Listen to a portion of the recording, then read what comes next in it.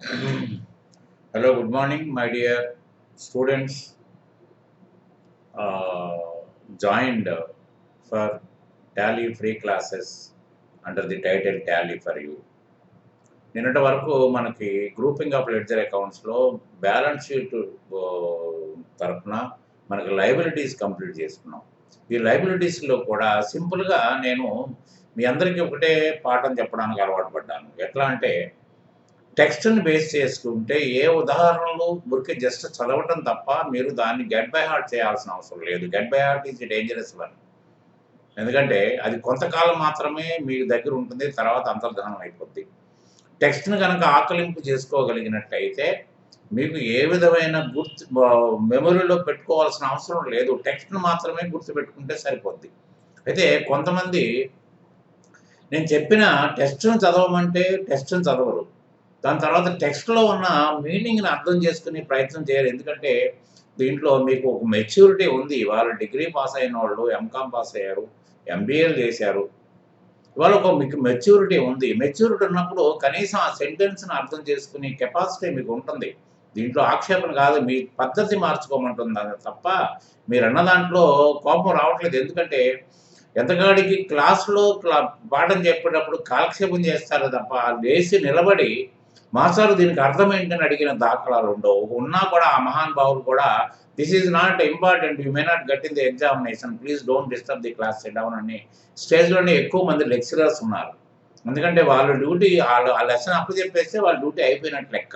కానీ మీ డ్యూటీ ఎప్పుడవుతుంది? లక్షల లక్షల రూపాయలు ఎడ్యుకేషన్ కోసం ఖర్చు పెట్టున్న మీరు ఎందుకు అడిగి వాళ్ళ దగ్గర నుంచి ఆన్సర్ రాబట్టుకోవడానికి ఎందుకు ప్రయత్నాలు చేయరు? వాళ్ళు చెప్పరు కాబట్టి మీరు అడగరా? చెప్పకపోతే మీరు ఊరుకుంటారా? ఇవన్నీ మీలో మార్పు రాకపోతే విద్యార్థి తెచ్చుకోవాల్సిన మార్పులు తప్ప విద్యా వ్యవస్థలో మార్పులు రావు. తల్లిదండ్రులు సింపుల్‌గా నా కొడుకు, నా కూతురు ఎడ్యుకేషన్ వాళ్ళు అడ్వాన్స్ స్టడీస్‌లో ఉన్నారని వదిలిపెట్టేస్తున్నారు వాళ్ళకి తెలియక. కనీసం మీరు కూడా దాని మీద శ్రద్ధ వహించట్లేదు.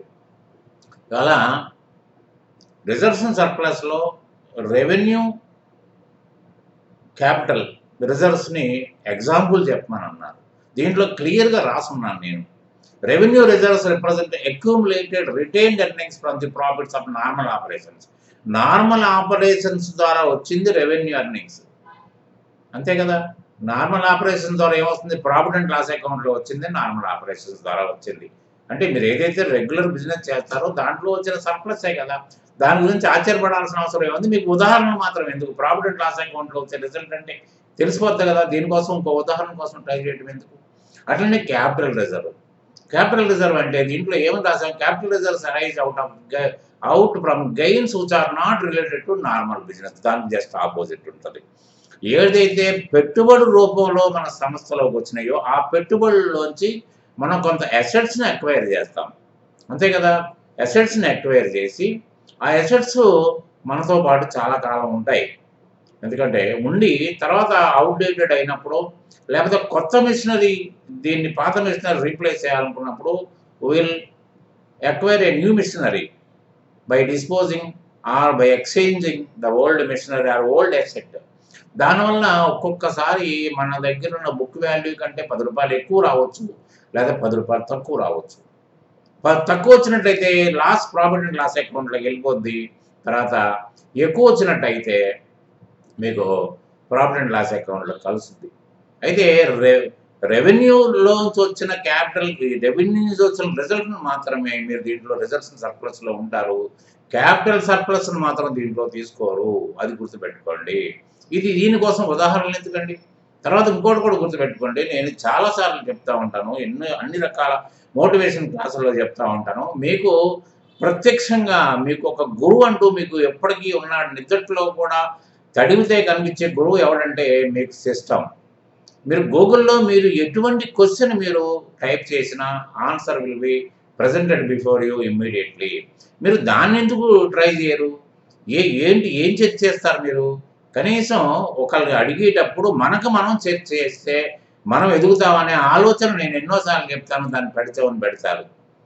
మాస్టారు అడిగితే చెప్పలేదనే ఒక కారణం చూపిస్తారేమో కానీ మీరు మాస్టారు చెప్పకపోవడానికి కారణం మిమ్మల్ని ఎదగమని చెప్తున్నారనేది ధోరణి మీకు అర్థం కావట్లేదు. డెబిట్ క్రెడిట్కి మీనింగ్ ఏంటంటారు? ఏమండి, మీరు బీకామ్లు పాస్ అయిపోయారు, ఎంకామ్లు పాస్ అయిపోయారు, ఎంబీఏలు పాస్ అయిపోయారు, మరి డెబిట్ క్రెడిట్ తెలియకుండా ఇప్పటిదాకా ఎంట్రీస్ ఎలా పాస్ చేశారు మీరు? ఎంట్రీస్ పాస్ చేస్తే కదా మీకు ఫైనాన్షియల్ రిపోర్ట్స్ వచ్చినాయి. ఇవన్నీ మర్చిపోయి డెబిట్ క్రెడిట్ అసలు మూలాన్ని మర్చిపోయి మీరు మీరు చేస్తుంది ఏంటి? రెవెన్యూ ఎక్స్పెండిచర్ అంటే ఏంటి? క్యాపిటల్ ఎక్స్పెండిచర్ అంటే ఏంటి? లేకపోతే రిజర్వ్స్ అంటే ఏంటి? ప్రావిజన్స్ అంటే ఏంటి? ఇవన్నీ అడుగుతారు. అసలు మూలాన్ని మర్చిపోతే ఎట్లా? మీరు దాన్ని తెలుసుకునే ప్రయత్నం ఎందుకు చేయరు? ఎదురుగ్గా మీరు ఫీజులు ఇచ్చి చదువుకుంటారు లెక్చరర్‌ని అడగటానికి మానేసేసి, మాబుటోళ్ళని అడగడం తప్పని అంటలేదు నేను. మిమ్మల్ని తప్పట్టుకోవట్లేదు ఇక్కడ. కానీ మీరు ఒక మార్గాన్ని వదిలిపెట్టేసేసి వేరే మార్గంలో తిరుగుతూ అరే ఇక్కడ కంచెలున్నాయి, ముళ్ళున్నాయి, గొప్పులున్నాయి, గోతులున్నాయని అనుకోవడం వల్ల ఉపయోగం ఏంటంటే ఎదగడానికి ఇప్పుడైనా సరైన మార్గం ఒకటే ఉంది. మీరు ఖచ్చితంగా ప్రతి ఒక్కరి మాట ఆలకించాలి. ఆ మాట ఆలకించి దాని దిశగానే మీరు ఉన్న డౌట్స్‌లన్నీ క్లియర్ చేసుకోవాలి తప్ప, ఇవాళ బేసిక్ అకౌంటెన్సీ చెప్తా ఉంటే గుడ్‌విల్ కాలిక్యులేషన్ చెప్తారు మాస్టారులు ఒకళ్ళు అడుగుతారు. తర్వాత రియలైజేషన్ అకౌంట్ అంటే ఒకళ్ళు అడుగుతారు. అసలు ఏంటి వాట్ ఇట్ మీన్? అంటే బేసిక్ అకౌంటెన్సీలో మనకు మొత్తం తెలిసిపోయినట్ట.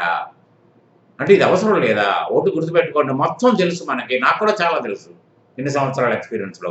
అయినా నేను ఎవరు చెప్పినా వింటాను, మీరు చెప్పినా వింటాను, ఇంకొకరు చెప్పినా. ఎందుకంటే నా నే నేను నే నాకు తెలిసిన దానికంటే డిఫరెంట్‌గా మీరేమైనా చెప్పారేమో, అది నాకు రేపొద్దున యాడెడ్ అడ్వాంటేజ్ అవుతుందనే ఉద్దేశంతో ప్రతి ఒక్కళ్ళు చెప్పినా వింటాను నేను. కానీ ఆ ఆలోచన మీకెందుకు రావట్లేదు? వినడానికి ప్రయత్నం చేయండి. అది రివిజన్ అవుతుంది మీకు. అంతేగాని ఇది నాకు అక్కర్లా, ఇది నాకు వచ్చేసి అనుకున్నప్పుడు where is the question of asking what about debit and what about credit? అసలు అడగటం అనేది హాస్యాస్పదం కదా! తర్వాత ఇంకొక ఆయన ఏమంటుంటారంటే మన బుక్స్‌లో గానీ, ఆన్‌లైన్ లెసన్స్‌లో గానీ, లేపోతే లెక్చరర్స్ నోట్‌లోంచి గానీ బ్యాంక్ పర్సనల్ అకౌంట్ అంటారు. నేనేమంటానంటే personal account as well as real account అంటాను. మరి పర్సనల్ అకౌంట్ ఎలా అవుద్ది? రియల్ అకౌంట్ ఏంటని ఒక ఆయన క్వెషన్ ఏశారు. సరే ఆయనకి కూడా నేను సమాధానం చెప్పేదేంటంటే, ఇప్పుడు లయబిలిటీ, అసెట్ ఈ 2 పక్కన పెట్టుకోండి. లయబిలిటీ అంటే అర్థం ఏంటి? మన బిజినెస్ యొక్క అభివృద్ధి కోసం గానీ, అవసరాల కోసం గానీ, ఇతరుల నుండి డబ్బు రూపంలో గానీ, వస్తు రూపంలో గానీ, సేవల రూపంలో గానీ పొందిన పక్షంలో వాళ్ళకి మళ్ళీ తిరిగి ఇవ్వాల్సిన పరిస్థితి వస్తుంది. అంతే కదా! బాధ్యత. లయబిలిటీ అంటే ఏంటి? ఆబ్లిగేషన్, బాధ్యత. అంటే మనది కాని రూపాయి ఇతరుల దగ్గర నుంచి మనం సహాయంగా పొందాము అంటే అది ఫైనాన్స్ అయి ఉండొచ్చు, గూడ్స్ అరువు మీద గూడ్స్ అయి ఉండొచ్చు, సర్వీస్ అయి ఉండొచ్చు. ఇవాళ బ్యాంకరు డబ్బులు ఓసి అంటే ఏంటంటే ఓవర్ డ్రాఫ్ట్. అంటే ఓవర్ డ్రాఫ్ట్ అంటే మీ దగ్గర ఉన్న డబ్బుల కంటే అధికంగా వాడుకోవడానికి అవకాశం కల్పిస్తారు. Banker allowed the customer to withdraw money more money than his deposit అని అర్థం. దాని అర్థం అదే కదా! అటువంటప్పుడు అంటే ఎవరి మనీ అది? That is bankers money. Bankers money అన్నప్పుడు you have to return back the amount which was taken or which was withdrawn from the banker today or not tomorrow.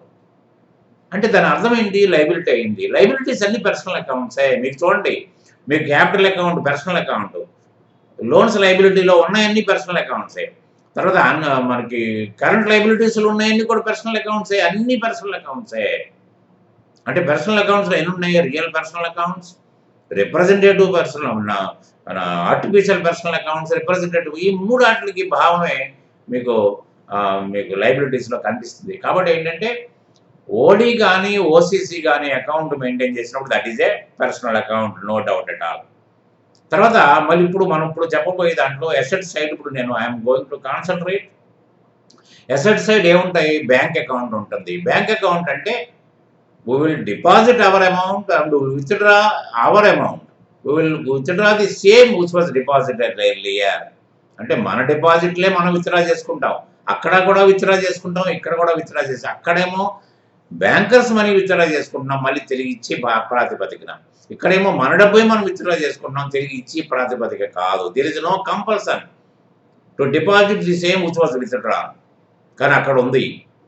కాబట్టి ఏంటంటే ఇక్కడ మనదైన ఆస్తి మన దగ్గరున్న ఇతర చోట ఉన్నా కూడా అది అసెట్ కింద లెక్కేసుకోవాలి. గుర్తుపెట్టుకోండి, అక్కడేమో మనదైన ఆస్తి మన దగ్గర ఉండి కానీ అంటే ఇప్పుడు మెషినరీ కానీ, వెహికల్ కానీ, ఇవన్నీ కూడా మన దగ్గరే ఉంటాయి, మనకు అందుబాటులో ఉంటాయి.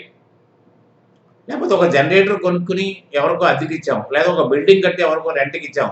మన ఆధీనంలో ఉంది, అది లేదు, వేరే ఒకరి ఆధీనంలో ఉంది, కానీ అది ఎవరిది? మనదే. That is a freehold property. That is హక్కులన్నీ మనకే ఉన్నాయి. ఏనాడైనా కూడా we can sell them out.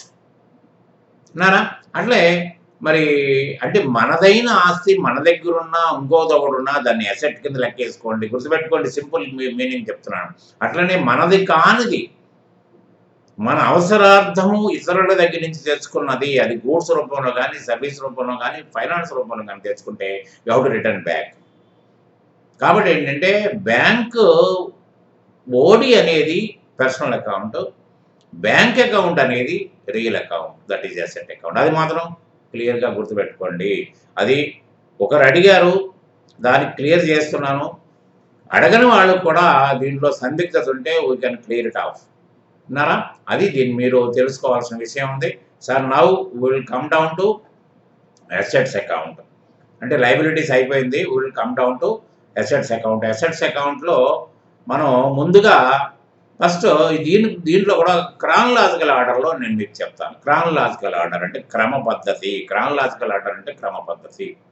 అంటే ఫస్ట్ ఆఫ్ ఆల్ మీరు క్యాపిటల్ తీసుకురాగానే ఫస్ట్ వీళ్ళు ఎక్వైర్ సమ్ అసెట్స్. అసెట్స్ అంటే కామన్ అసెట్స్ మీ అందరూ తెలుసు. ఒక టేబుల్, చైర్, ఒక ఫ్యాను, అవసరార్థం ఒక వ్యాను, అవసరార్థం ఒక వెహికల్, ఒక కంప్యూటరు. ఇవన్నీ కూడా it depends upon the nature of the business and the size of the business.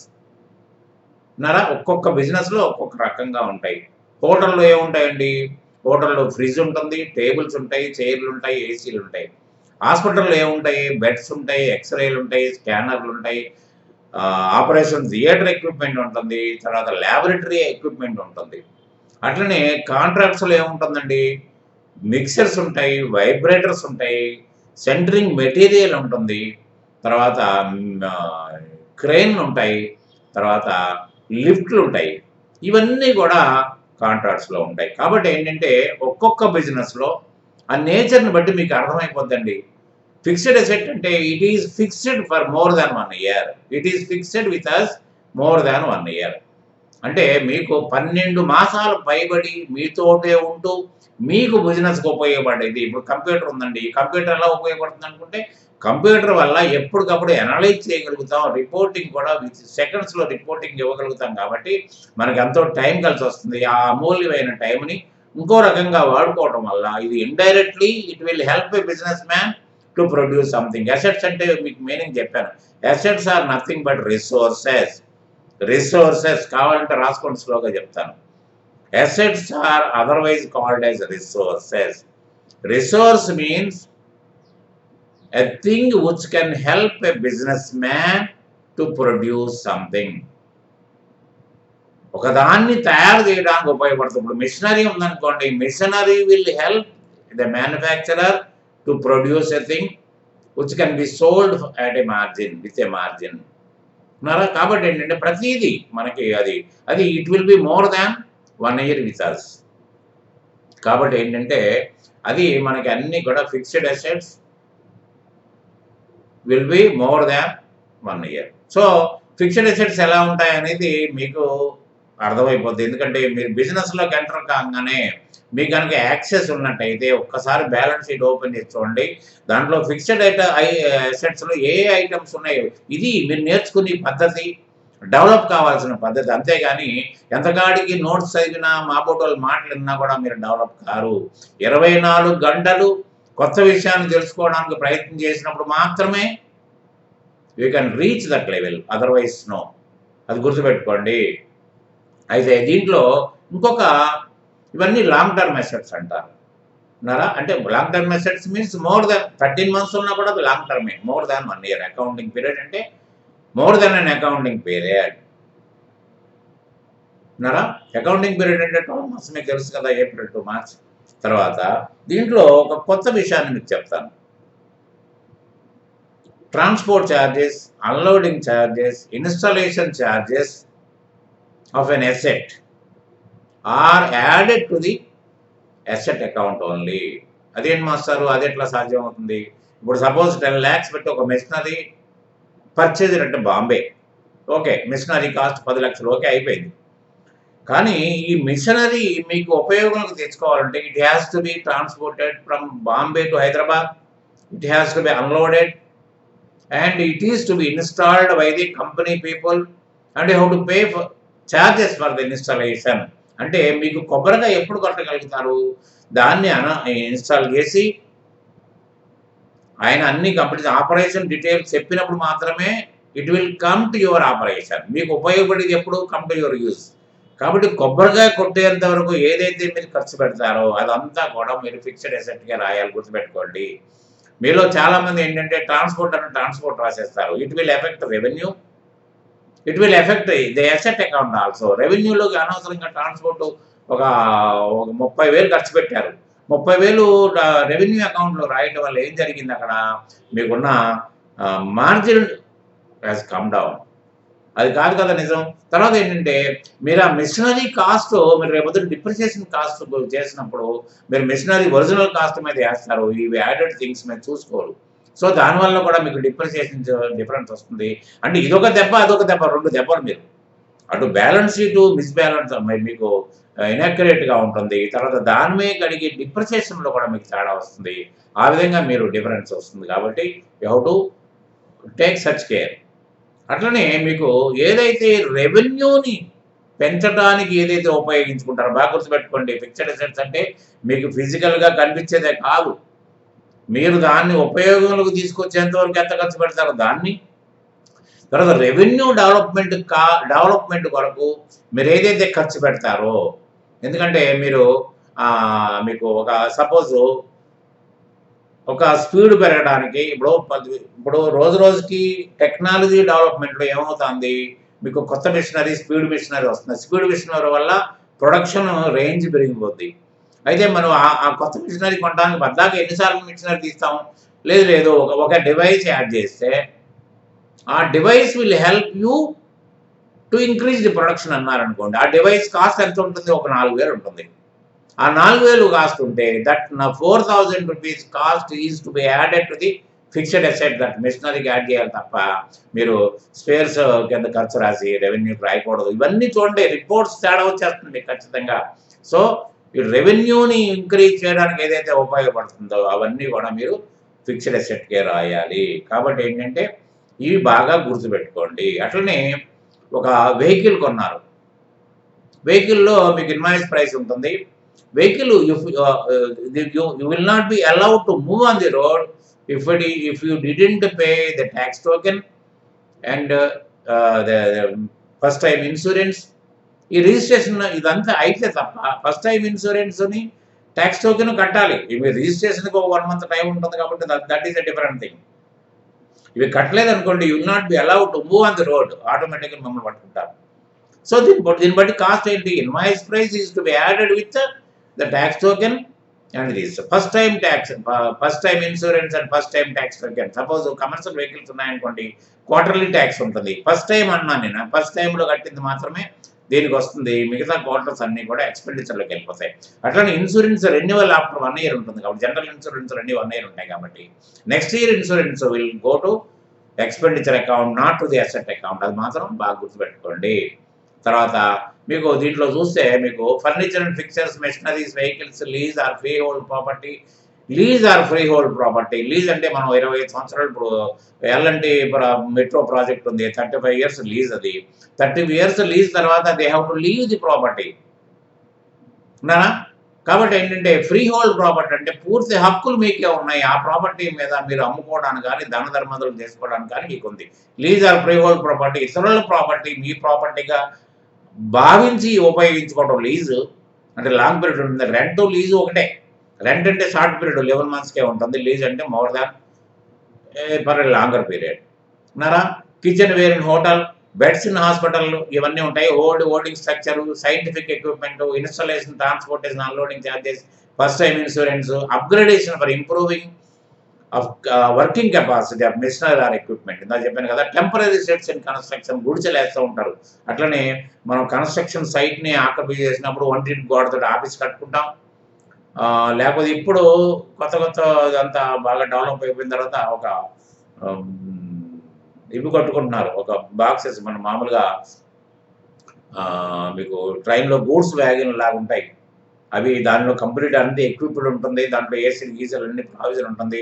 దాన్ని మూవ్ చేసేస్తారు. అది పెట్టేసుకుంటారు. తర్వాత అక్కడి నుంచి పోతాడు. ఇప్పుడు చాలా సార్లు ఏంటంటే టెంపరరీ షెడ్స్ అంటే లేబర్ హట్స్, తర్వాత temporary godown, temporary this office ఇవన్నీ కన్స్ట్రక్ట్ చేసుకుంటారు. Soon after completion of the execution work dismantle చేసి వెళ్ళిపోతారు. కాబట్టి ఈ టెంపరరీ షెడ్స్. తర్వాత legal charges to acquire property. అంటే సపోజ్ మీరు ఒక బిల్డింగ్ కొన్నారు. దానికి 2,00,00,000 పెట్టి కొన్నారు. 2,00,00,000 ఇచ్చేశారు. మీకు తాళాలు కూడా మీకు హ్యాండ్ ఓవర్ అయినాయి. కానీ ఏ రోజునైనా మీరు దీన్ని అమ్ముకోవాలంటే మీకు హక్కులు ఉండవు. ఎందుకంటే ప్రాపర్టీ మీ పేరున లేదు. మీ పేరున ఉన్నప్పుడు మాత్రమే మీరు దాన్ని ఇతరులకు అమ్ముకోగలుగుతారు. లేకపోతే రేపొద్దున అతను ఎల్లుండొచ్చి ఈ ప్రాపర్టీ నాదని అన్నా కూడా మీరేం చేయలేరు. కాబట్టి ఏంటంటే legal charges to acquire property అంటే డాక్యుమెంటేషన్ చార్జెస్. మీరు ప్రాపర్టీ కొన్న తర్వాత రిజిస్ట్రేషన్ డిపార్ట్మెంట్కి వెళ్ళి అక్కడ దానికి తగిన వాల్యూని తగినట్టుగా స్టాంప్ పేపర్లు కొనాలి. డాక్యుమెంట్ తర్వాత స్టాంప్ రిజిస్ట్రేషన్ ఉంటుంది. దాని తర్వాత డాక్యుమెంట్ రైటర్కి డబ్బులు ఇచ్చి రాయించుకోవాలి.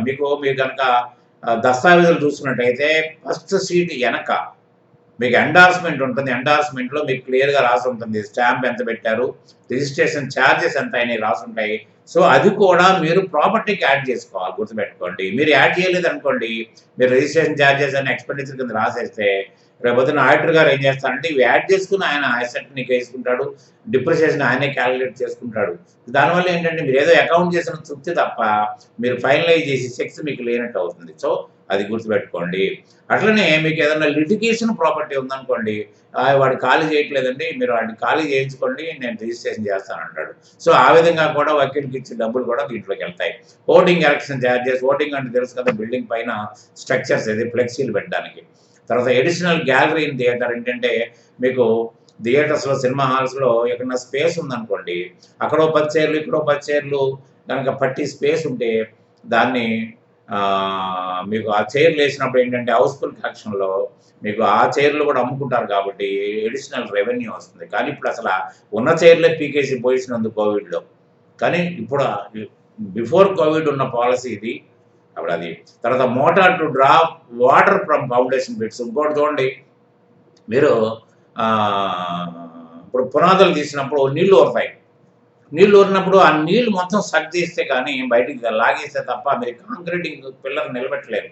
సో దానికి ఒక టెంపరరీ మోటారు కాంట్రాక్టర్ ఎవరైతే ఉన్నారో అతను మోటార్ ఫిట్ చేసి ఒక టెంపరరీ కనెక్షన్తో అవన్నీ సక్ చేస్తాడు. సక్ చేసిన తర్వాత అప్పుడు పిల్లర్ని నిలబెట్టి కాంక్రీటింగ్ చేస్తారు. లైవ్ స్టాక్స్, పౌల్ట్రీ, గోటు ఇవన్నీ కూడా లైవ్ స్టాక్స్. ఎందుకంటే దాని ద్వారానే ఉత్పత్తి వస్తుంది కదా, గుడ్లు వచ్చినా మాంసం వచ్చినా ఏమొచ్చినా కూడా. తర్వాత మామూలుగా అసెట్ అమ్ముకున్నట్టే ఇది కూడా అమ్ముకుంటారు. తర్వాత రెన్యువేషన్ ఆఫ్ ఆఫీస్ ఫర్నిచర్ వచ్చేప్పటికి ఇప్పుడు ఒక పెద్ద అమౌంట్ కనుక ఖర్చు పెట్టినట్టయితే దాన్ని ఫిక్స్డ్ అసెట్గా చేసుకోండి. లేదా చిన్న అమౌంట్లు దాన్ని బట్టి మీకు అర్థమైపోతుంది ఇది మేగర్ ఫిగరా లేకపోతే లార్జర్ ఫిగరా అని తెలిసిపోద్ది. కాబట్టి దాని ప్రకారం యూ కెన్ డిసైడ్. దానికి వేరే కాంట్రవర్సీ లేదు, మీకు క్వశ్చన్లు కూడా వేసుకోవాల్సిన అవసరం లేదు. Second one is investments. ఇన్వెస్ట్మెంట్స్లో ఏంటంటే ఇది వర్డ్ ఇన్వెస్ట్మెంట్ అంటే మీరు వేరే చోట మీ సర్ప్లస్ అమౌంట్ని పొదుపు చేయటం. ఈ పొదుపు చేయడంలో కూడా మీరు మ్యూచువల్ ఫండ్స్ కొంటారు, తర్వాత ఇతర కంపెనీల్లోంచి షేర్స్ కొంటారు, తర్వాత డిబెంచర్ బాండ్స్ కొనుక్కుంటారు. డిబెంచర్ బాండ్స్ కూడా మనకు సెక్యూర్డ్ లోన్స్లో వచ్చినాయి. సెక్యూర్డ్ లోన్స్లో డిబెంచర్ బాండ్స్ ఏంటంటే గ్యారంటీడ్ బాండ్స్ అంటే సెక్యూర్డ్ బాండ్స్. ఎప్పుడన్నా కంపెనీ కనుక దివాలా తీసి క్లోజ్ అయితే ముందు డిబెంచర్ బాండ్ హోల్డర్స్కే డబ్బులు ఇవ్వాలి. అట్లనే ఇక్కడ కూడా డిబెంచర్స్ కొంటారు, ఇతర కంపెనీలో షేర్లు కొంటారు, ఇవన్నీ కొంటారు. ఇవన్నీ వాటితో పాటు ఇంకొకటి ఏంటంటే తర్వాత security deposit with licensing authority. Security deposit ఏదైనా ఇవ్వాల్సి వస్తే మీకు లైసెన్సింగ్ అథారిటీ ఎలా ఉంటుందంటే మీకు కాంట్రాక్ట్స్ అప్పుడు ఎఫ్ఎస్డి ఒకటి కట్టాల్సి వస్తుంది, ఫిక్స్డ్ సెక్యూరిటీ డిపాజిట్ కట్టాలి. తర్వాత లిక్కర్ షాప్స్, బార్లు కానీ మీకు బ్రాండీ షాపులు కానీ ఇవన్నీ ఉన్నప్పుడు మీకు కూడా పిఎఫ్ అంటే ప్రివిలేజ్డ్ ఫీజు. ఇక్కడ పిఎఫ్ అంటే ప్రావిడెంట్ ఫండ్ కాదు, ప్రివిలేజ్డ్ ఫీజు కట్టాల్సి వస్తుంది. అడ్వాన్స్గా మీరు రెంటల్ కట్టిన తర్వాతనే అది తీసుకోవాల్సి వస్తుంది. అది కూడా deposit. Then only you will be permitted to open the shop. తర్వాత ఏంటంటే చిట్ ఫండ్ కంపెనీస్లో ఖచ్చితంగా మీరు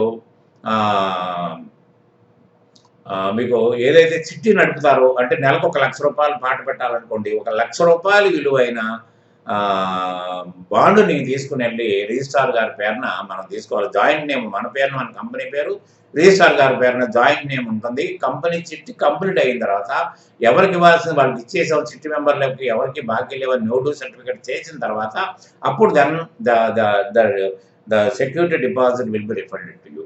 అంటే ఇన్వెస్ట్మెంట్స్లో మీరు ఈ సెక్యూరిటీ డిపాజిట్ కానీ, కాంట్రాక్ట్ అప్పుడు ఎఫ్ఎస్డి కానీ, తర్వాత ఈ బ్రాండ్ ఇవన్నీ ఇవి కానీ, ఇవి కంపల్సరీగా మీరు డబ్బుల్లోంచి పెట్టాల్సిందే. ఏది మీరు పెట్టుబడి పెట్టారు, మీరు మామూలుగా పెట్టుబడులు తీసుకొచ్చారు కదా, వాటిలోంచి ఖర్చు పెట్టాల్సిందే.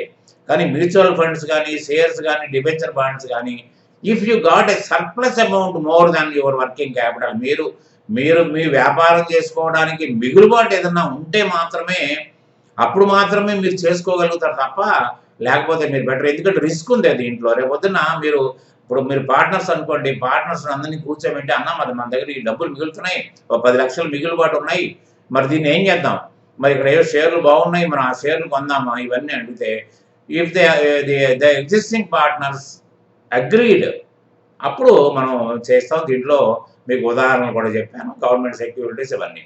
తర్వాత current assets are those assets which are within the accounting period. Fixed assets అంటే more than 1 year, current assets అంటే within the accounting period. అక్కడ మరి కరెంట్ లైబిలిటీస్ లాగే ఇది కూడా ఉన్నారా. కరెంట్ అసెట్స్లో ఇంకోటి ఏంటంటే మీకు ఇప్పుడు కరెంట్ అసెట్స్లో ఎప్పుడు కూడా కరెంట్ అసెట్స్ ఎక్కువగా ఉండాలి, కరెంట్ లైబిలిటీస్ తక్కువగా ఉండాలి. కరెంట్ అసెట్స్కి కరెంట్ లైబిలిటీస్కి ఒక అవినాభావ సంబంధం ఉంది.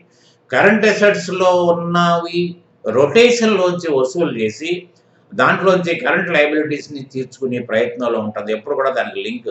ఎప్పుడు కూడా కరెంట్ లైబిలిటీస్ 2 లక్షలు ఉన్నాయనుకోండి, ఇవి 2 లక్షలు ఉన్నంత మాత్రం ఉపయోగం. ఎందుకంటే వచ్చిన దాంట్లో 90% వసూలైన 1,80,000 వసూలు అవుతుంది. ఇంకో 20,000 రూపాయలు అప్పులు తీసుకొచ్చి మనం అది ముందు బాకీలు తీర్చడానికి ముందుగా మీరు సన్నద్ధమై ఉండాలి. ఎందుకంటే ఒకసారి బాకీ తీర్స్తేనే కొత్త అప్పు పుడుతుంది, లేదా పుట్టదు కాబట్టి. అట్లనే మీరు సపోజ్ 2 లక్షల రూపాయలు బాకీలు ఉంటే కరెంట్ లైబిలిటీస్లో 3 లక్షల రూపాయలు అసెట్స్ ఉన్నాయి, కరెంట్ అసెట్స్ ఉంటే కనీసం 90% వసూలైనా కూడా 70% వసూలైనా మీరు ఈజీగా రీపే చేయొచ్చు. ఎందుకంటే అందరూ మంచి కస్టమర్సే, కానీ ఇన్ టైంలో కొన్ని రావు. కాబట్టి ఎప్పుడు కూడా అది హైలో ఉండాలి, అది మీరు బాగా చూసుకోవాలి. అది అంతే తప్ప ఎప్పుడు కూడా ఇష్టం వచ్చినట్టు ఎట్లా కంటే బ్యాలెన్స్ షీట్ టాలీ అవుతే చాలనుకుంటే ఎప్పుడు బ్యాలెన్స్ షీట్ టాలీ అవుతుంది, నో డౌట్. కాకపోతే హెల్తీయా అన్హెల్తీ అనేది మీరు చూసుకోవడానికి కరెంట్ అసెట్స్ మీద మనం దృష్టి సారించాలి అన్నారా. దీంట్లో అవి చదవండి. దాంట్లో ఏంటంటే ప్రీపెయిడ్ ఎక్స్పెన్సెస్ ఎలా ఉంటుందంటే మీకు ప్రీపెయిడ్ ఇన్సూరెన్స్ గురించి మీకు ఐడియా, కానీ చాలామంది ప్రీపెయిడ్ ఇన్సూరెన్స్ గురించి అర్థం కావట్లేదు. ముందుగా చెల్లించని ఇన్సూరెన్స్ అంటారు. ఎందుకు ముందుగా చెల్లిస్తావు? ఏదైనా ఇన్సూరెన్స్ ముందుగా చెల్లించాల్సిందే. సంవత్సరానికి 1 సంవత్సరం పాటే ఉంటుంది. జనరల్ ఇన్సూరెన్స్లన్నీ లైఫ్ 1 ఇయరే ఉంటుంది. 1 ఇయర్కి డబ్బులు కడితేనే మీకు పాలసీ బాండ్ ఇస్తాడు, లేకపోతే ఇవ్వడు కదా. అంటే ముందుగా చెల్లించినట్టే కదా అని. కానీ ముందుగా అనే అర్థానికి ఏంటంటే సపోజ్ December 1 నాడు మీరు ఒక 12,000 రూపాయలు ఇన్సూరెన్స్ కట్టారు, జనరల్ ఇన్సూరెన్స్ కట్టారు. అంటే ఇన్సూరెన్స్ టు బ్యాంక్ అని రాసేసారు, క్లోజ్. కానీ మార్చి 31 నాడు మీరు ఒక అడ్జస్ట్మెంట్ ఎంట్రీ వేయాలి. ఎటువంటి అడ్జస్ట్మెంట్ ఎంట్రీ వేయాలి మీరు మార్చి అంటే 1 ఇయర్ అంటే మీరు December 1 నాడు కనుక మీరు ఇన్సూరెన్స్ కట్టిన దానికి ఎండింగ్ ఎక్స్పైరీ డేట్ ఎప్పుడు ఉందండి? 30/11 ఉంది నెక్స్ట్ ఇయర్. అంటే మన అకౌంటింగ్ క్లోజింగ్ ఎప్పుడు ఉందండి? మార్చి 31. అంటే డిసెంబర్ 1 నెల, ఈ 4 నెలలు మాత్రమే ఈ ఇన్సూరెన్స్ 12,000లో 4 నెలలు మాత్రమే ఇప్పుడు వర్తిస్తుంది. మిగతా 8 నెలలు నెక్స్ట్ ఇయర్కి పనికి వచ్చేటట్టుగా కట్టాం మనం, అంతే కదా. అటువంటిప్పుడు మనం ఏం చేయాలి? 31 మార్చి నాడు ఒక అడ్జస్ట్మెంట్ ఎంట్రీ వేసుకుని, ఎట్లా అంటే మీరు 4 నెలలే ఇప్పుడు ప్రాఫిట్ అండ్ లాస్ అకౌంట్లోకి వెళ్ళాలి, మిగతా 8 నెలల్లో ఇన్సూరెన్స్ నెక్స్ట్ ఇయర్కి ట్రాన్స్ఫర్ కావాలంటే ప్రీపెయిడ్ అనేది అంటే ముందుగా చెల్లించింది. ప్రీపెయిడ్ అనేది అసెట్ కాబట్టి అసెట్ని డెబిట్ చేసి ఇన్సూరెన్స్ని రివర్స్ చేయండి. ఎప్పుడైనా కూడా ఒక లెడ్జర్ని పెంచుకోవాలంటే దాని న్యాచురల్ పొజిషన్ డెబిట్ అయితే డెబిట్ చేసుకోవాలి, క్రెడిట్ అయితే క్రెడిట్ చేసుకోవాలి. ఒక న్యాచురల్ పొజిషన్ కనుక తగ్గింపు చేసుకోవాలంటే రివర్స్ చేయాలి. ఇన్సూరెన్స్ ఎప్పుడు ఖర్చు కాబట్టి డెబిట్లో ఉంటుంది, దాన్ని రివర్స్ చేస్తామంటే క్రెడిట్ అవుతుంది. అంటే అప్పుడు ఏమవుతుంది? మీకు 8,000 రూపాయలతోటి డెబిట్ చేసి ప్రీపెయిడ్ ఇన్సూరెన్స్ డెబిట్ చేస్తే బ్యాలెన్స్ షీట్కి వెళ్తుంది. తర్వాత అదే 8,000 రూపాయలు ప్రావిడెంట్ ఇన్సూరెన్స్లో క్రెడిట్ చేస్తే మీకు 12,000 మైనస్ 12,000 డెబిట్లో ఉంది, 8,000 రూపాయలు క్రెడిట్లో ఉంటుంది. అని అర్థం ఏంటి? 4,000 రూపాయలే ఈ సంవత్సరం ఖర్చుల ఖాతాలోకి వెళ్తుంది, పిఎన్ఎల్లోకి వెళ్తుంది. సరిపోయింది కదా లెక్క. So that is unexpired expenditure. అన్నారా? The unexpired unused portion of the economic benefits from an expenditure represents an assets for future usage. బాగా క్లియర్గా ఉంది, సింపుల్గా. నా లాంగ్వేజ్ అంతా సింపుల్గా ఉంటుంది, దాన్ని మీరు అర్థం చేసుకునే ప్రయత్నమే చేయండి. అంతేగాని ప్రతిదానికి ఉదాహరణలు దయచేసి అడగండి. ఉదాహరణలు మీరు రాసుకోవాలండి. ఇప్పుడు దాకా ఎంత శక్తి ఉంది మీకు? మీరు ఇక మెచ్యూర్డ్. మీరు ఉదాహరణల కోసం కూడా ఇప్పుడు మీరు ఏమైనా ఎగ్జామ్ రాయిపోతున్నారా? మీ లైఫ్లో మీరు ఒక ప్రయోగం చేయబోతున్నారు. ప్రయోగానికి కూడా ఇప్పటి నుంచి సన్నద్ధం కాకపోతే ఎట్లా మీరు? తర్వాత ఎఫ్ఎస్డి రిసీవబుల్ అంటే fixed securities deposit receivable, bills receivable అంటే ఆల్ రిసీవబుల్స్. అంటే మనకు రావాల్సిన ప్రతిదీ అసెట్టే కదా మీకు. ఎఫ్ఎస్డి అంటే fixed security deposit in contracts. తర్వాత గుడ్ విల్ అంటే గుడ్ విల్ కూడా ఫ్లక్చువేట్ అవుతూ ఉంటుంది. గుడ్ విల్ కూడా మనకి కనబడని ఆస్తి, ఇంటాంజిబుల్ అసెట్ అది. తర్వాత జిఎస్టీ అని పర్చేస్, ఏదైతే మనం పర్చేస్ మీద ట్యాక్స్ రూపంలో ఏదైతే కట్టామో that will be kept in asset. తర్వాత మనం అక్కడ గుర్తుపెట్టుకుని డ్యూటీస్ అండ్ ట్యాక్సెస్లో జిఎస్టీ అవుట్పుట్ అని రాసుకున్నాం. Output minus input that is GST అని purchase is equal to amount payable. అంటే ఏదైతే 20 రూపాయలు వసూలు చేసాము, 15 రూపాయలు మనం జిఎస్టీ పర్చేజ్ మీద కట్టాము. అంటే 20 రూపాయలు వసూలు చేసింది ఎవరికి? గవర్నమెంట్ కోసం. ఆల్రెడీ మనం దాని నిమిత్తం 15 రూపాయలు కట్టున్నాం మనం. కాబట్టి మిగతా 5 రూపాయలు కట్టాలి. చాలామంది తెలియక జిఎస్టీ పెయిడ్ అనేది ఎక్స్పెండిచర్ అంటారు. GST paid is not an expenditure. It is not an expenditure to A dealer, it is an adjustment. అది గుర్తుపెట్టుకోండి అన్నారా? అలా చాలామంది ఇవాళ జిఎస్టీ ప్రాక్టీస్ చేసేవాళ్ళు చాలా గందరగోళాలు చేశారు. మాకు చాలా కేసులు వచ్చినాయి. ఎందుకంటే యాన్యువల్ రిటర్న్ ఫైల్ చేసేటప్పుడు ఇవన్నీ ప్రాబ్లమ్స్ మేము ఫేస్ చేసాం, రెక్టిఫై చేసుకున్నాం. అది గుర్తుపెట్టుకోండి. GST is not a tax. తర్వాత it is subdivided into 6 groups. మామూలుగా మీకు కరెంట్ లైబిలిటీస్లో 4 గ్రూప్స్ ఉన్నాయి, దీంట్లో 6 గ్రూప్స్ ఉన్నాయి. Stock on hand, deposit asset deposit asset అనేది ఖచ్చితంగా ఉండాలి. ఇప్పుడు లోన్స్ లైబిలిటీలో బ్రాకెట్లో లైబిలిటీ అని ఎలా రాసామో దీంట్లో కూడా యాజ్ ఇట్ ఈజ్గా మీరు మెన్షన్ చేయాలి. డిపాజిట్ బ్రాకెట్లో asset, loans and advances asset అంటే loans and advances given to the others. Given to the others అంటే మనకు వచ్చేదే కదా ఆల్ రిసీవబుల్స్ ఇవన్నీ కూడా. తర్వాత డిపాజిట్ అసెట్ అంటే మనం డిపాజిట్ పెట్టాము, మనకు పీరియడ్ అయిపోగానే ఆటోమేటిక్గా it will be return back to you. అంటే మనదైన ఆస్తే కదా, మనదైన ఆస్తి మన దగ్గర ఉన్నా వేరే చోట ఉన్నా కూడా మనదే, అది అసెట్ అండి. తర్వాత cash in hand, sundry debtors, అక్కడ సండీ డేటార్స్ ఉంది లైబిలిటీస్, అక్కడ sundry debtor just opposite. Bank accounts, అక్కడ బ్యాంక్ ఓడి ఉంది, అది పర్సనల్ అకౌంట్, ఇక్కడ bank account real account. So stock on hand it is a different group. జనరల్గా మనం నేర్చుకున్నప్పుడు ఏం చేస్తున్నామంటే స్టాక్ ఇయర్ ఎండింగ్ నాడు స్టాక్ తీసుకున్నప్పుడు ఒక జర్నల్ ఎంట్రీ పాస్ చేస్తున్నాం ఉన్నారా? Stock on hand closing stock debit చేసి మనం పర్చేస్ని క్రెడిట్ చేస్తాం. దానివల్ల ఏమవుతుంది? పర్చేస్ డౌన్ అయిపోద్ది. తర్వాత క్లోజింగ్ స్టాక్ వెళ్ళి బ్యాలెన్స్ షీట్లో పడుతుంది. కానీ టాలీలో ఒక గమ్మత్ ఏంటంటే we need not pass an entry for this. దీంట్లో క్లోజింగ్ స్టాక్ అనో ఓపెనింగ్ స్టాక్ అనో కనుక మీరు ఒక క్రియేట్ చేసినట్టయితే, నేను మీకు అసైన్మెంట్లో చూపిస్తాను, మీకు చూపించినట్టయితే దాంట్లో ఆటోమేటిక్గా ఒక స్క్రీన్ ఓపెన్ అవుతుంది. దాంట్లో మీరు ఆ స్క్రీన్లో ఏ డేట్కి ఎంత స్టాక్, ఓపెనింగ్ స్టాక్ అయితే ఓపెనింగ్ స్టాక్ మెన్షన్ చేయాలి, క్లోజింగ్ స్టాక్ అయితే క్లోజింగ్ స్టాక్ మెన్షన్ చేస్తే అది క్లోజ్ కాగానే మీకు ఆటోమేటిక్గా ట్రేడింగ్ అకౌంట్లో పడిపోద్ది, బ్యాలెన్స్ షీట్లో పడిపోద్ది, నెక్స్ట్ ఇయర్ ట్రేడింగ్ అకౌంట్లో నెక్స్ట్ ఇయర్ బ్యాలెన్స్ షీట్లో కూడా రిప్రజెంట్ అయిపోద్ది. మీరు ఏమి చేయక్కర్లేదు, ఆటోమేటిక్గా వెళ్ళిపోతుంది.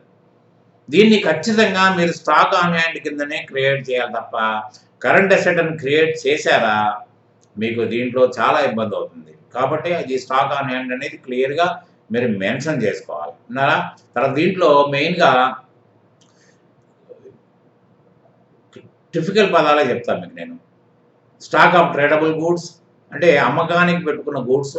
తర్వాత work in progress in construction activity, work in process in manufacturing. Work in progress అంటే వర్క్ మనం చేసాము, ఇతరుల కోసం కాంట్రాక్ట్ వర్క్ మనం చేసాము, కానీ అది ఇంకా బిల్లింగ్ కాలేదు, అంటే వర్క్ ఇన్ ప్రోగ్రెస్ ఇంకా నడుస్తుంది. రోడ్ ఇన్ ప్రోగ్రెస్ అంటారు. వర్క్ ఇన్ ప్రోగ్రెస్ అని మీకు రోడ్లు మీకు అనిపిస్తూ ఉంటుంది చూడండి, మీకు ఒక బోర్డు పెడతారు వర్క్ ఇన్ ప్రోగ్రెస్ అంటే it is at to be completed అని అర్థం ఉన్నారా? అంటే మరి దీనికి స్టాక్కి సంబంధం ఏంటి మాస్తారంటే, ఇప్పుడు దాంట్లో సపోజ్ ఇప్పుడు బిల్డింగ్ ఉందనుకోండి, బిల్డింగ్ గోడలో ఏముంటాయండి? ఫినిష్ కానీ గోడలో ఏముంటాయి?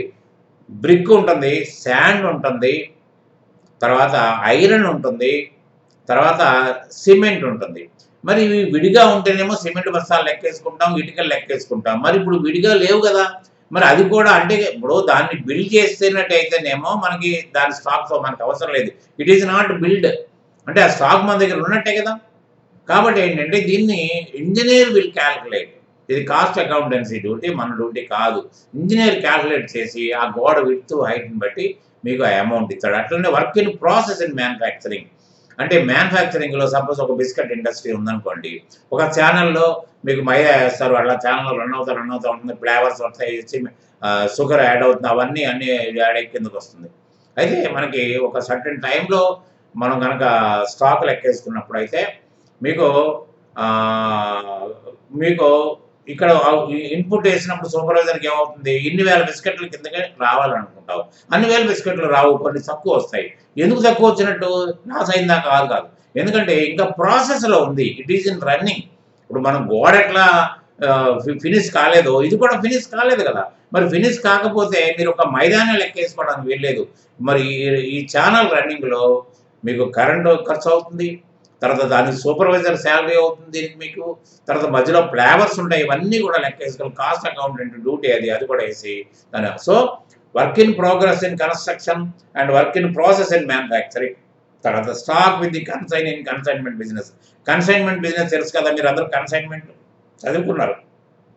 కన్సైన్మెంట్‌లు ఏంటి? Without opening a branch in a different place, will appoint one agent who is called as a consignee and will send goods to him to sell on behalf of us. మన తరపున అమ్మని మనం ఇస్తాం. అతను అమ్మంగా మిగిలిన స్టాక్ ఎవరిదంటే అతనికి అమ్మలేదు కదా! అమ్మితే మనకు సంబంధం లేదు. అమ్మలేదు కాబట్టి ఎప్పటికైనా అది మన స్టాక్ కిందే లెక్క. Stock in transit. ఇప్పుడు సపోజ్ మెడ్రాస్‌లో మార్చి 31 నాడు మీకు ఒక లారీ బయలుదేరింది. మీరు కొన్నారు. మీ పేరున బిల్ అయింది. ఉన్నారా? తర్వాత మీకు ఏప్రిల్ 1 తారీఖు ఈవినింగ్‌కి వచ్చింది మీకు. మార్చి 31 నాడు స్టాక్‌లో ఈ ఈ లారీ లోడ్ లేదు మీ దగ్గర. లోడినప్పుడు ఏమవుతుంది? అంటే మీరు స్టాక్ అది లేదు కదా మన దగ్గర నోట్ చేసుకోరు. కానీ యాక్చువల్‌గా ఆ సరుకు మీదే. మీ కొరకే బయలుదేరింది 31 నాడు. ఈ రెండింగ్ నాడు బయలుదేరింది మీకోసం. కాబట్టి దాన్ని కూడా మీరు పరిగణనలోకి తీసుకోవాలి. కాకపోతే మీకు క్లోజింగ్ స్టాక్ ఏసినప్పుడు స్టాక్ ఇన్ ట్రాన్సిట్ అని నోట్ చేసుకోండి కావాలంటే. ఎందుకంటే ఆ స్టాకే రేపొద్దున అమ్ముకుంటారు మీరు. So, truck in not at reach the godown. క్లియర్‌గా రాశానండి. క్లియర్‌గా రాశాను మీకు. దీంట్లో మీకు డౌట్ రావడానికి కూడా అవకాశం లేకుండా మీకు బ్రాకెట్‌లో రాసాను చూసుకోండి. Stock at branch or working site, stock of raw film in colour labs స్టూడియోస్‌లో, stock of wall posters in film distributing company. తర్వాత deposit asset. Deposit place all the deposits like FDRs అంటే fixed deposit receipts, security deposits in other companies and rental advances. ఇక్కడ మనం ఏదైనా premises తీసుకుంటే మన వ్యాపారానికి rental advance కడితేనే మనకు ఆ ప్రెమిసెస్ ఇస్తారు. గోడౌన్ అయినా ఏదైనా సరే. మనం ఎప్పుడైతే వెకేట్ చేస్తాం that deposit will be return back to us. It is a real account. So, BG deposit అంటే బ్యాంక్ గ్యారంటీ డిపాజిట్. ఇప్పుడు కాంట్రాక్ట్స్‌లో వస్తుందండి ఇది. మీరు ఒక 2 కోట్లకి ఒక కాంట్రాక్ట్ తీసుకున్నారు. ఈ కాంట్రాక్ట్ యొక్క ఫుల్ వాల్యూకి మీ బ్యాంకరు గ్యారంటీ ఇవ్వాలి. మా కస్టమరు చాలా గొప్పోడు, నిజాయితీపరుడు గాడు, తర్వాత వర్క్ నిబద్ధత కలిగినవాడు. ఖచ్చితంగా అతను వర్క్ ఇన్ టైమ్‌లో కంప్లీట్ చేసి ఇస్తాడు. ఒకవేళ కంప్లీట్ చేయని కారణంగా అతని వల్ల మీకు ఏదైనా నష్టం సంభవించిన పరిస్థితుల్లో నేను ఆ నష్టాన్ని పూడ్చి ఇవ్వగలుగుతానని బ్యాంకర్ హామీ పత్రం రాసివ్వాలి. ఆయన ఎందుకు ఇస్తాడు? ఇవ్వడు కదా! అయితే ఎందుకు ఇస్తాడంటే మీకు బ్యాంక్ లోన్‌లు వచ్చినప్పుడు క్రెడిట్ ఫండింగ్ అని, క్యాష్ ఫండింగ్ అని ఉంటుంది. క్యాష్ ఫండింగ్ అంటేనే డబ్బు రూపంలో మీకు వచ్చుకోవచ్చు. క్రెడిట్ ఫండింగ్ అంటే ఇటువంటి గ్యారంటీల కోసం వాళ్ళు దాన్ని కూడా ఒక శాంక్షనింగ్ లిమిట్ ఉంటుంది. సో, దానికేంటంటే ఎంత లిమిట్ ఉన్నా కూడా మీరు ఓ 10%, 15% మీరు డిపాజిట్ చేయాలి. రూ. 1,00,000 అనుకోండి. ఓ 15,00,000 మీరు ఎఫ్‌డిఆర్ అతనికి ఇస్తే అతని దగ్గరే పెట్టుకుంటాడు. పెట్టుకొని మీకు బాండ్ రాసిస్తాడు. రేపొద్దున ఈ బాండ్ మళ్ళీ వాపస్ ఇచ్చినప్పుడు ఆ 15,00,000 డిపాజిట్ మీకు వాపస్ వస్తుంది. అకౌంట్‌లోకి ట్రాన్స్‌ఫర్ చేస్తాడు. దాన్ని బీజీ డిపాజిట్ అంటారు. Dealership deposit. ఏదైనా ఒక వస్తువుని మీరు ఒక ఎలక్ట్రానిక్ గూడ్స్ అమ్మాలంటే మీరు ఒక డీలర్‌షిప్ తీసుకోవాలి. అధీకృత డీలర్, ఆథరైజ్డ్ డీలర్ అని మీ బోర్డుల మీద రాసి ఉంటుంది. ప్రతీదీ అబ్జర్వ్ చేయాలి కామర్స్ స్టూడెంట్స్ అన్నీ కూడా. అదేంటని తెలుసుకోవాలి. చూడండి మీకు ఆ షాపుల్లో వెనక బోర్డులు పెట్టుకుంటాయి. ఇది మన జీఎస్టీ లైసెన్స్‌తో పాటు ఆథరైజేషన్ రాసి ఉంటాయి. దాని అర్థాలు కనీసం చూడాలి. కౌంటర్లో డబ్బులు కట్టి రావడం కాదు. అసలు అక్కడ ఏమున్నాయని అడిగితే చెప్తారు వాళ్ళు కూడా. దానికి కూడా వాళ్ళు సెక్యూరిటీ డిపాజిట్ తీసుకుంటారు. ఎఫ్ఎస్డి విత్ అదర్స్ అంటే మనం ఫిక్స్డ్ సెక్యూరిటీ డిపాజిట్. దీంట్లో కరెంట్ అసెట్లో కూడా రాసుకోవచ్చు, కావాలంటే దీంట్లో కూడా రాసుకోవచ్చు. Rental advance for machinery or for business premises. Advance tax అంటే టీడీఎస్ టీసీఎస్ లేని వాళ్ళకి 10,000 రూపాయలు ట్యాక్స్ లైబిలిటీ దాటినట్టయితే 4 కిస్తీల్లో మీరు అడ్వాన్స్ ట్యాక్స్ కట్టాలి. ఈ advance tax is an adjustable, but this is not a tax. ఇది టీడీఎస్ టీసీఎస్ ఎలా ట్యాక్స్ కాదు, అడ్వాన్స్ ట్యాక్స్ కూడా ట్యాక్స్ కాదు. తర్వాత ఈఎండి ఎర్నెస్ట్ మనీ డిపాజిట్ అంటే this is a temporary deposit. Contracts ఏంటంటే మీరు ఏదైనా టెండర్ డాక్యుమెంట్ వేసినప్పుడు దాని మీద మీరు టెండర్ షెడ్యూల్లో రాసి ఉంటుంది. మీకు పేపర్లో ఎప్పుడైనా చూస్తే టెండర్ కాంట్రాక్ట్ పిలిచినప్పుడు 1% మీరు టెండర్ వాల్యూలో 1% డిపాజిట్ పెట్టమంటారు. ఎందుకంటే లేకపోతే ఎవరు పడితే వాళ్ళు మీరు నేను కూడా వేసేస్తాం టెండర్. అందుకే అనవసరంగా క్రౌడ్ పెరుగుద్ది. అందుకని ఏంటంటే రేపు పొద్దున్న 10 మంది వేస్తారు, ఒకడికే వస్తుంది కాంట్రాక్టు. మిగతా 9 మందికి ఈఎండి రిఫండ్ ఇచ్చేస్తారు. లేకపోతే వచ్చిన వాడికి మాత్రం ఈఎండి పోను మిగతాది ఎఫ్ఎస్డిగా తీసుకుంటారు. తర్వాత ఎఫ్డిఆర్స్ ఫిక్స్డ్ డిపాజిట్, టీడీఆర్స్ అంటే ఈ రెండు ఒకటే in banks and post offices. తర్వాత loans and advances asset. Loans and advances asset అంటే మనం ఇచ్చిన లోన్స్, మనం ఇచ్చిన అడ్వాన్సెస్ కింద లెక్క ఉన్నారా. తర్వాత మన దగ్గర పనిచేసి స్టాఫ్కి మనం అడ్వాన్సెస్ ఇస్తూ ఉంటాం. టూర్ అడ్వాన్స్ అని, మెడికల్ అడ్వాన్స్ అనో, ఫెస్టివల్ అడ్వాన్స్ అనో, హౌసింగ్ లోన్ అడ్వాన్స్ అని ఏదో ఒకటి ఇస్తూ ఉంటాం. Those advances will be cleared through their services. ఆ శాలరీ ద్వారా కానీ, లేకపోతే సబ్ కాంట్రాక్టర్కి ఇస్తే అతను చేసిన వర్క్ వల్ల కానీ, ఇవన్నీ అట్లనే మనకి అక్కడ మొబిలైజేషన్ అడ్వాన్స్ అనేది ఒకటి చూసాం కదా అన్సెక్యూర్డ్ లోన్లో. ఇక్కడ కూడా ఒక మొబిలైజేషన్ అడ్వాన్సెస్ సబ్ కాంట్రాక్టర్కి ఇస్తే అంటే వస్తు రూపంలో కానీ డబ్బుల రూపంలో కానీ ఇస్తారు. అతని వర్క్లో మనం తగ్గించుకుంటూ ఉంటాం. దీంట్లో staff and festival, medical, tour advances to sub contractor in cash or in the form of materials, loans to partners, directors and other ఎందుకంటే మనం కూడా అన్సెక్యూర్డ్ లోన్స్ తీసుకోలేదండి. మనం డైరెక్టర్స్ ఫ్యామిలీస్తో తీసుకుని మనం కూడా ఇవ్వాల్సిన పరిస్థితి వస్తుంది. Advance for supplies and services. మరి కరెంట్ లయబిలిటీస్లో advance received for supply, advance received for supply service and customer డిపాజిట్లు చూశారు కదా అక్కడ. ఇది కూడా అదే. అంటే అది మనం తీసుకున్నది, మనం సప్లై చేస్తానని నమ్మబలికి మనం తీసుకున్నది. ఇది మన సప్లై కోసం మనం ఇచ్చింది. జస్ట్ ఆపోజిట్ అండి, దానికి దీనికి ఆపోజిట్, జస్ట్ అర్థం చేసుకోండి. తర్వాత cash in hand. Cash in hand అంటే మీరు చేతిలో నగదు అంటాం. ఈ చేతిలో నగదు మీకు మీ ఆఫీస్లో ఉన్న క్యాషు లేదా పెట్టి క్యాషియర్ని అపాయింట్ చేస్తాం. పెట్టి క్యాషియర్ అంటే మీకు మన దగ్గర ఆఫీసులో ఒక స్టాఫ్ని సెలెక్ట్ చేసి అతనికి ఒక 10,000 ఎంతో ఇస్తాం. అతను చిన్న చిన్న expenditure, water bill, electricity bill, తర్వాత చిన్న చిన్న కంప్యూటర్ రిపేర్స్, కంప్యూటర్ స్టేషనరీ, ఛాయలు, టిఫిన్లు ఇవన్నీ అతను ఖర్చు పెడతాడు. ఖర్చు పెట్టి నెలకోసారి లెక్కిస్తాడు. అంటే ఇదొక భాగం క్యాష్ ఆన్ హ్యాండ్లో. ఇదొక అంటే మన దగ్గర 3 లక్షల రూపాయలు బుక్లో బ్యాలెన్స్ ఉంది. 3 లక్షలు క్యాష్ లెక్క పెడితే ఉండదు. ఒక 10,000 పెట్టి క్యాషియర్ దగ్గర ఉంటుంది. తర్వాత కాంట్రాక్ట్ సైట్లో ఆయన దగ్గర ఒక 2 లక్షల రూపాయలు ఉంటాయి. ఇవన్నీ కలిపితే మీరు టాలీలో ఇన్నర్ కాలంలో కనిపిస్తాయి. అవన్నీ కూడా ఇవన్నీ కలిపితే మీకు అది క్యాష్ ఆన్ హ్యాండ్ అయిపోతుంది. అదేంటి cash at office, cash at branch, cash with petty cashier, petty cash at working site or interest cash అంటారు. తర్వాత సండీ డెటార్స్ అంటే సెంట్రీ అని చెప్పాను కదా, plural number of persons, customers. అయితే అక్కడ సండీ డెటార్స్కి దీనికి ఆపోజిట్. అంటే ఇక్కడ ట్రేడ్ డేటార్స్ అంటే మనం ఏదన్నా సర్వీస్ కానీ వస్తువులు ఇచ్చినా కూడా అరువు మీద ఇచ్చినప్పుడు మనకు రావాల్సిన బాకీలు ఇవి. కాబట్టి ఇవన్నీ కూడా అంటే అట్లనే సర్వీస్ రిసీవర్. మనం ఏమైనా సర్వీస్, అక్కడేమో సర్వీస్ ప్రొవైడర్ వచ్చాడు సండికేటర్లో, ఇక్కడ సర్వీస్ రిసీవర్. మనం ఎవరికైనా సర్వీస్ చేసామనుకోండి, సార్ ఇప్పుడు మేమే ఉన్నాం, మేము ఎవరికో ఇన్కమ్ ట్యాక్స్ లేదా ప్రాజెక్ట్ రిపోర్ట్లో చేస్తాం, మేము అతను డబ్బులు ఇవ్వకపోతే సండికేటర్గా పెట్టుకుంటాం. అది తర్వాత bank accounts, all bank current accounts are to be placed here. మీకు యాక్సిస్ బ్యాంకులో ఉండొచ్చు, ఐసిఐసిఐలో ఉండొచ్చు, స్టేట్ బ్యాంక్ ఆఫ్ ఇండియాలో ఉండొచ్చు.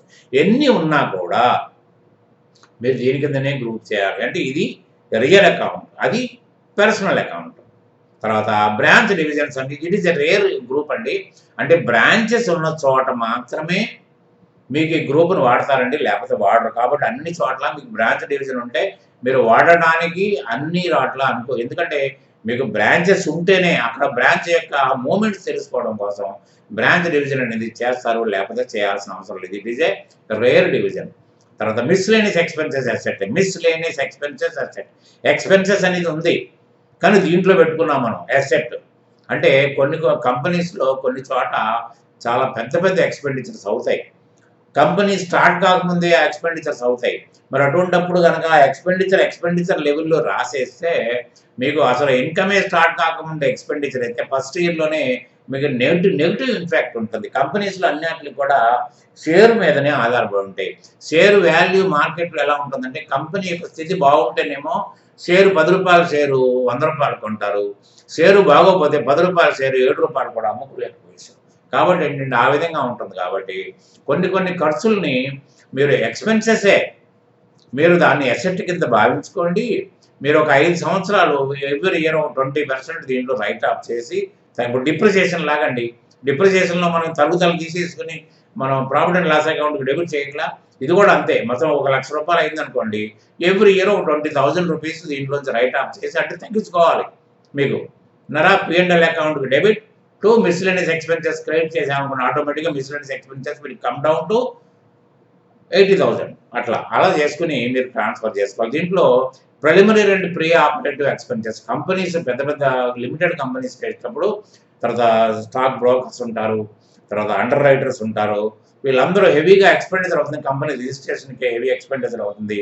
ప్రీ ఆపరేటివ్ ఎక్స్‌పెన్సెస్ ఏంటంటే మీకు కంపెనీ కమర్షియల్ ఆపరేషన్స్ బిగిన్ కాకముందు చాలా ఖర్చులవుతాయి. అవన్నీ హెవీగా ఉంటాయి కాబట్టి అవన్నీ కూడా దీంట్లో పెట్టేస్తారు.